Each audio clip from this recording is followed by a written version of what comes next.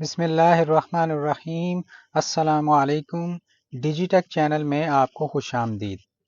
आज मैं आपको बताऊंगा कि आप अपना HTML वेबसाइट फ्री में गिटहब पर कैसे होस्ट कर सकते हैं। पहले मैंने एक वीडियो में आपको बताया था कि गिटहब पर आप अपना कोड कैसे रख सकते हैं। डेवलपर्स अपना कोड और अपने कोड से रिलेटेड डाटा रखने के लिए गिटहब का इस्तेमाल करते हैं और फिर वो कोड गिटहब से मुख्तलिफ जगहों पे इस्तेमाल किया जा सकता है। लेकिन गिटहब हमें ये सहूलत भी देता है कि आपकी जो वेबसाइट HTML बेस है उस वेबसाइट को होस्टिंग की सहूलत फ्री में गिटहब प्रोवाइड करता है। तो आइए प्रैक्टिकली मैं आपको दिखाता हूँ कि किस तरह हम अपना HTML का वेबसाइट गिटहब पर होस्ट कर सकते हैं। तो सबसे पहले हम गिटहब पर आते हैं। ये हमारा गिटहब का मेन पेज ओपन हो गया। गिटहब पे आप अकाउंट बना सकते हैं इजीली, गूगल से लॉगिन करके भी अकाउंट बना सकते हैं। और गिटहब पे आपका जो डाटा और कोड वगैरह सेव होता है वो रिपोजिटरीज की शक्ल में होता है। ये देखें, ये कुछ रिपोजिटरीज इसमें बनी हुई है ऑलरेडी। तो अभी मैंने एक वेबसाइट इसमें जो होस्ट करना चाह रहा हूँ वो ये वेबसाइट है, उसका ये डाटा है। मुख्तलिफ फाइल्स हैं, इमेजेस वगैरह, CSS और HTML वगैरह। तो उसके लिए हम सबसे पहले एक नई रिपोजिटरी क्रिएट करेंगे। उसके लिए यहाँ पे न्यू में जाएंगे। अगर आपके सामने कोई और पेज खुले तो इजीली यहाँ से हम मेन्यू पे क्लिक करके ऑल रिपोजिटरीज पे आ सकते हैं। तो हमारे सामने ये तमाम रिपोजिटरीज जो हमारी सेव हैं वो खुल जाएंगी। तो यहाँ से भी न्यू रिपोजिटरी पे हम क्लिक करके एक नई रिपोजिटरी बना सकते हैं। तो ये आपका एक यूज़र नेम होता है जिससे आपका गिटहब का अकाउंट बनता है। वो ये यूज़र नेम होता है, ये सेम ही रहता है। इसके बाद जो रिपोजिटरी आप क्रिएट करते हैं उसका नाम बाद में आता है। तो यहाँ पर आपने रिपोजिटरी का नाम लिखना है जो आप क्रिएट करना चाहते हैं। मसलन मैं इसका नाम टूल्स रख देता हूँ क्योंकि ये टूल्स से रिलेटेड वेबसाइट है। तो वो कह रहा है टूल्स अवेलेबल है। ये आपकी जो ये यूज़र नेम के अंडर जितनी रिपोजिटरीज आती हैं उनका नाम ये सर्च करके बताता है। तो अगर आपने इस नाम से पहले कोई रिपोजिटरी बनाई होगी तो फिर वो इसको क्रिएट नहीं करेगा। यहाँ पर हम इसकी डिस्क्रिप्शन लिख देते हैं।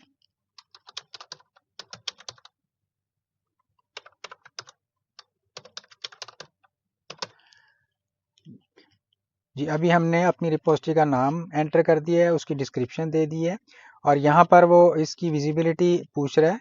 विजिबिलिटी इसकी पब्लिक है। अगर तो आपने अपना कोड प्राइवेटली रखना है सिर्फ अपने इस्तेमाल के लिए तो फिर आप इसको पब्लिक नहीं करेंगे, प्राइवेट करेंगे।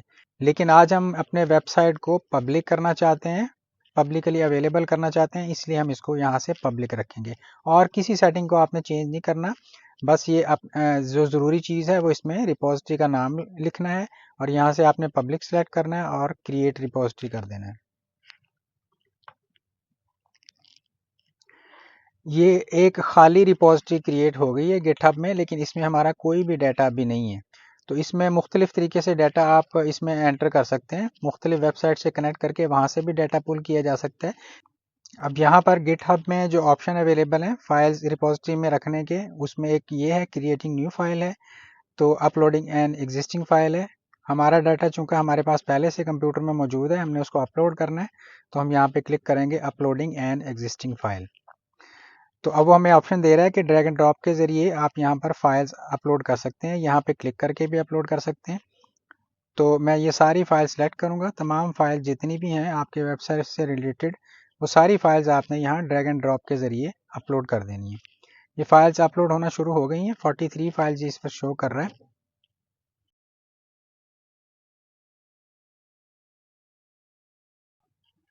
जी, ये हमारी सारी फाइल्स अपलोड हो गई हैं। ये 43 फाइल सारी अपलोड हो गई हैं।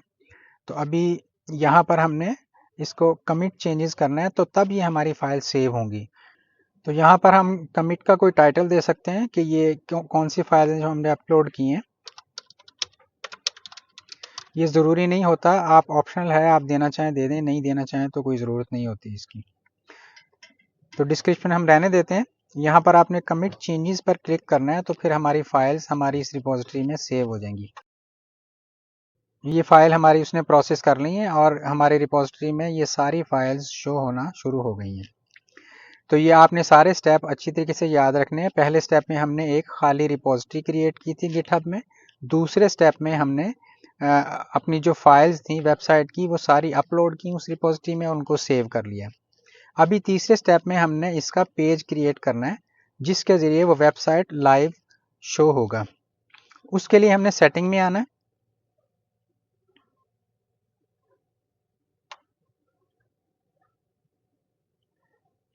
ये इसकी सेटिंग है।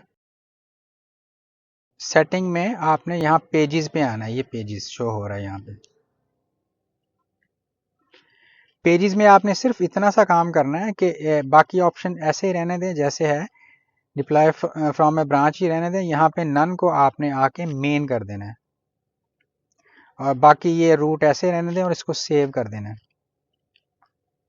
जी ये पेजेस की सेटिंग मुकम्मल हो गई है। अब ये थोड़ा सा टाइम लेगा, उसके बाद हमें एक लिंक क्रिएट करके दे देगा जिस पर हमारा वेबसाइट लाइव होगा। इसको हम रिफ्रेश करते हैं।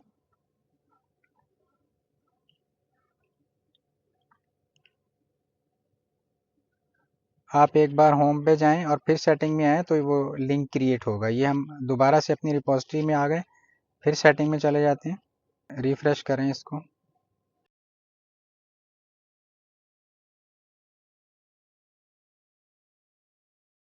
जी ये अभी हम पेजेस पर आ गए हैं, तो ये उसने बताया कि your site is live at, इस लिंक पर उसने हमारी साइट को लाइव कर दिया है। अब ये वेबसाइट का लिंक किस तरीके से क्रिएट करता है ये भी थोड़ा समझ लें। ये जो लिंक इसने क्रिएट किया है इसमें सबसे पहले वो यूज़र नेम आता है जो गिटहब का यूज़र नेम होता है। यानी गिटहब का अकाउंट बनाते हुए आपने जो यूज़र नेम सेलेक्ट किया होता है, तो वो यूज़र नेम इस गिटहब के लिंक में शुरू में वो आता है। उसके बाद डॉट गिटहब आता है, डॉट आईओ आता है, फिर स्लैश, और उसके बाद हमारी जो रिपोजिटरी इस वेबसाइट के लिए हमने क्रिएट की थी उस रिपोजिटरी का नाम आता है। तो अब आप अगर एक से ज़्यादा रिपोजिटरी क्रिएट करते हैं, एक से ज़्यादा वेबसाइट इस पर होस्ट करते हैं, तो ये डॉट आईओ तक नाम बिल्कुल सेम होगा, आगे स्लैश, और उसके बाद आपका जो भी नए रिपोजिटरी क्रिएट करते जाएंगे, नए पेजेस क्रिएट करते जाएंगे, वेबसाइट इसमें ऐड करते जाएंगे, उसके नाम यहाँ पर आते जाएंगे। तो अभी हम इस लिंक को क्लिक करके चेक करते हैं कि हमारा वेबसाइट लाइव हुआ है या नहीं। जी ये हमारा वेबसाइट इस वक्त लाइव है। ये कम्प्लीटली वेबसाइट हमारा अपलोड हो चुका है।